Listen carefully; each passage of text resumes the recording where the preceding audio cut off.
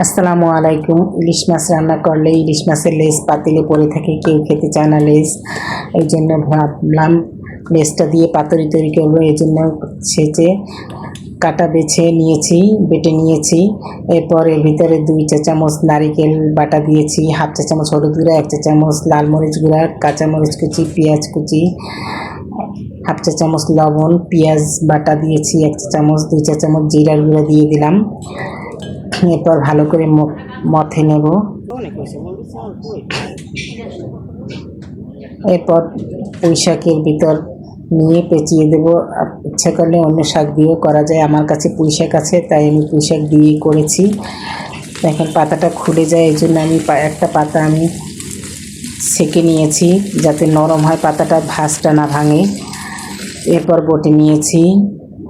এরপর medium to low হিটে রান্না করব 10-15 মিনিটের মতো।